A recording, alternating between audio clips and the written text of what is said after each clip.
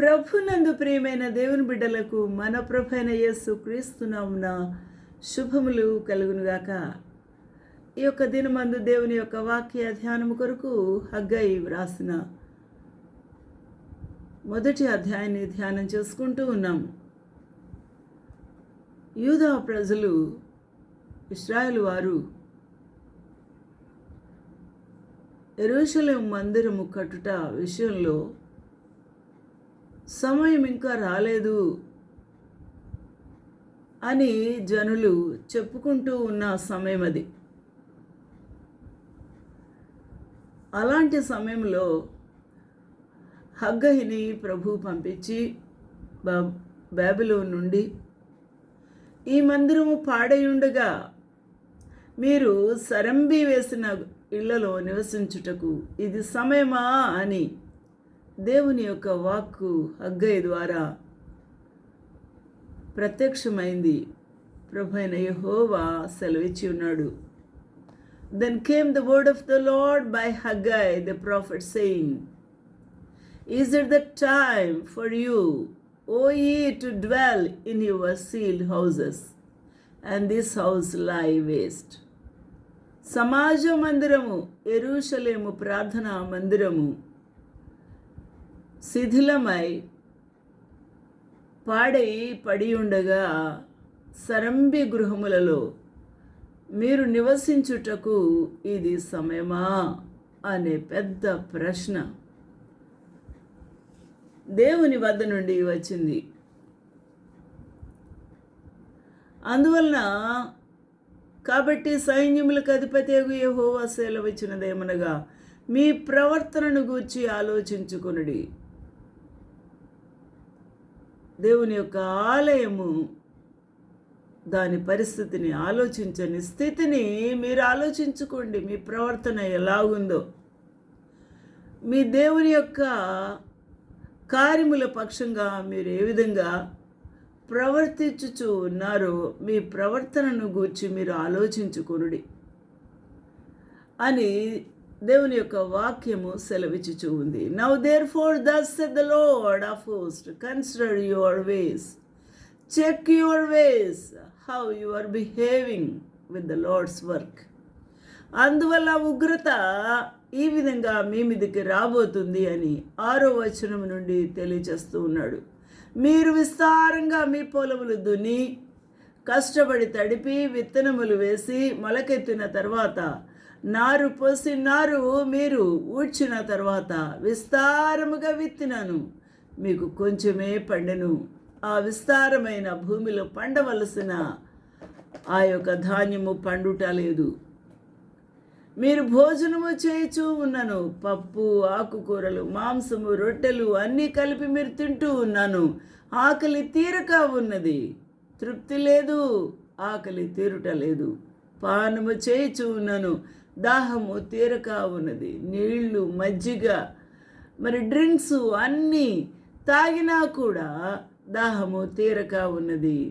బట్టలు కప్పుకొంచునను, చలి ఆగకున్నది. చలికి గొంగళ్ళు ఆపలేకపోతూ ఉన్నాయి. మీరు పనివారు కష్టము చేసి జీతము సంపాదించుకుంటారు. కొంతమందికి వారానికి ఒక్కసారి జీతం ఇస్తారు, మరి ఒక దేశాలలో నెలకొకసారి ఇస్తారు.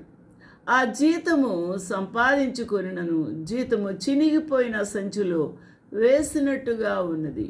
అనగా ఆ యొక్క కష్టార్జితము తీసుకొని వచ్చి వేసిన ఆ యొక్క సంచిలో ఆశీర్వాదం లేదు, అది చినిగిపోయింది.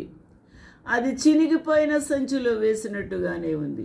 వారు వేసింది మంచి సంచే, కానీ అక్కడ ఆశీర్వాదం లేకపోవటం వలన అది చిరిగిపోతే ఏ విధంగా బయటికి పారవేయబడుతుందో, వెళ్ళిపోతుందో, జారిపోతుందో ఆ విధంగా ఏదో ఖర్చు, అనారోగ్యమనే ఖర్చు, ఆపదనే ఖర్చు, వేదననే ఖర్చు, పిల్లల విషయంలో ఖర్చు, ఇండ్లు కూలిపోయే విషయంలో, ఆ యొక్క వరదలు, మంటలో అగ్ని దళాల చేత ఆ యొక్క కాలిపోయినప్పుడు కూల్చివేతలు, భయంకరమైన భూకంపాలు, కుప్పకూలిపోయిన ఇండ్లు, ఇటువంటి అనేకమైన ఈ యొక్క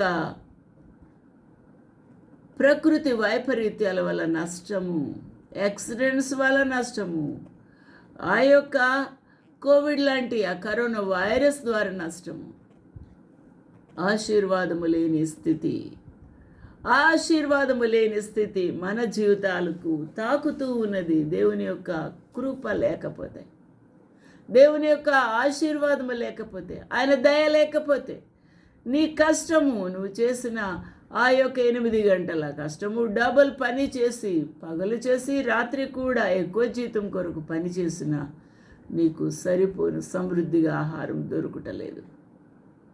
You have sown much and bring in little. You eat but you have not enough. You drink but you are not filled with drink. You clothe you but there is none warm. And he that earneth wages to put it into a bag with holes. కాబట్టి అది నిలబడుట లేదు కాగా, ఎందువల్ల ఇలా జరిగింది? కాగా సైన్యములకు అధిపతి యగు యెహోవా సెలవిచ్చినదేమనగా, మీ ప్రవర్తన బాగలేదు, మీది వంకర బ్రతుకు, ప్రవర్తన బాగలేదు, ఆలోచించుకోనండి.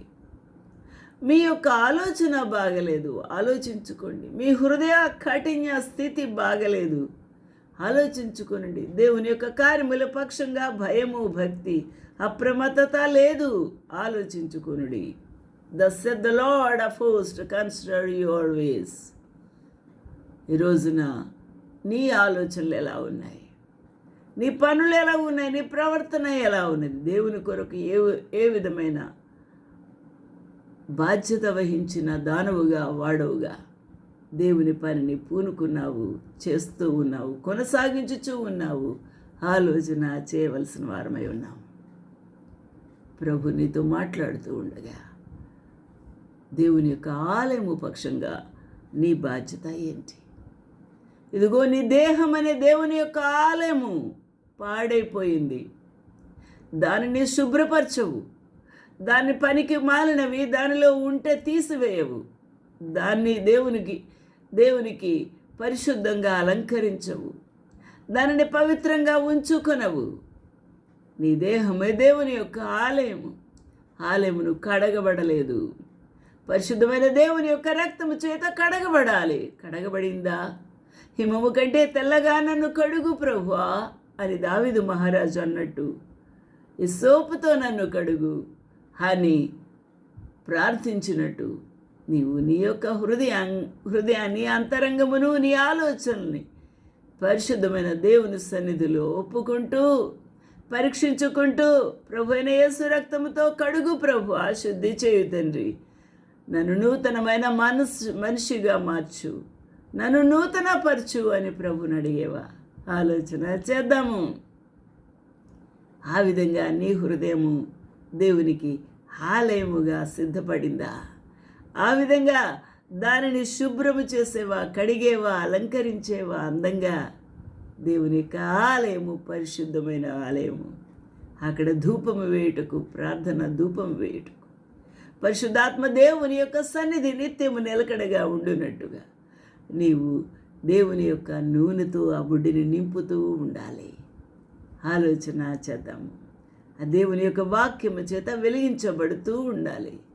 దేవుని యొక్క వాక్యము జీవపు వెలుగు, ఆయనలో జీవముండెను, ఆ జీవం మనుషులకు వెలుగు ఇచ్చుచూ ఉన్నది. జ్ఞాపకం చేసుకుందాం. ఈరోజు వెలిగించే దీపముగా నువ్వు మారేవా? దేవునికి ఇల్లుగా మారేవా? ప్రభు యొక్క సహవాసము కోరుకుంటుందా నీ యొక్క ఆలయము? ఆయన ఇదిగో నేను తలుపు ఉన్నద్దా నిలబడి తట్టుచూ ఉన్నాను, ఎవడైనా నా స్వరము విని తలుపు తీసిన ఎడల నేను వారి లోపలికి వచ్చి వారితో కూడా భోజనము చేయుదును. వారితో భోజనము చేయడానికి ఇష్టపడుతూ ఉన్నాడు. నీ దేహము తెరిస్తే, నీ ఆలయము తెరిస్తే, నీ తలుపులు తెరిస్తే, నీ హృదయములు తెరిస్తే, నువ్వు పగలగొట్టుకుంటే ఆ ప్రభు లోపలికి వస్తారు. ఆయన నీతో మాట్లాడతారు, నీతో సహవాసం చేస్తారు, నీతో భోజనము చేయుదుము అంటున్నాడు. తండ్రి, కుమార, పరిశుద్ధాత్మదేవుడు నీ లోపల నివసిస్తారు. ఆయన నీతో సంభాషిస్తాడు. ఆలోచన చేద్దాం.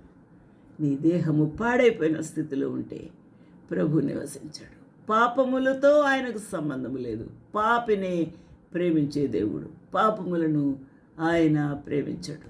ఆలోచన చేద్దాం. ఈరోజు నన్ను పాపులను రక్షించుటకే మనిషి కుమారుడి లోకమునకు వచ్చినన్నమాట జ్ఞాపకం తెచ్చుకో. నీ హృదయములు నివసించుటకే ఆయన ఇష్టపడుతున్నాడని జ్ఞాపకం నెతుకు తెచ్చుకో. నీ హృదయము ఆయనదని, నీ యొక్క దేహము దేవునిది ఆలయమని నువ్వు గ్రహించుకోవాలి. ఈ ఆలయముతో నీవు ఇష్టానుసారముగా నీ నోటిని, కంటిని, నీ పంటిని, నీ యొక్క ఆ చెవిని, నీ యొక్క శరీర భాగములన్నీ ఉపయోగించుకుంటే ఆయన ఇష్టపడడు. అది దేవుని యొక్క ఆలయమును పాడు చేయు రీతి. ఆలోచించేద్దాం. హల్లెలూయా. దేవునికి మహిమ కలుగునుగాక. ఈ యొక్క ఉదయకాల సమయమందు లెక్క అప్పచెప్పవలసిన దినము రానే వచ్చుచూ ఉన్నది. అది ఎంతో కాలం లేదు, మరికొద్ది దినముల్లోనే నువ్వు న్యాయపు తీర్పు ఎదుట నిలబడవలసిన దినములు ఆసన్నమైనవి. భద్రము సుమి, భద్రము సుమి. ఆ బహుభయంకరమైన దేవుని చేతిలో పడుట బహుభయంకరము. ఆయన భయంకరుడు, ఆయన బహు రౌద్రము కలిగిన వాడు, శూరుడు, రోషము గల దేవుడు. ఆయన చేతిలో పడుట భయంకరం. ఆలోచన చేద్దాం, సరి చేసుకుందాం. వినయముతో, విధేయతతో, పగిలిన హృదయముతో ఆ ప్రభుని ఆహ్వానించు. నాలో నివసించు ప్రభు అని నీ దేహమును ఆయనకు ప్రతిష్ఠించు. అట్టి భాగ్యము ప్రభు నీకు అనుగ్రహించునుగాక. ఆమేన్.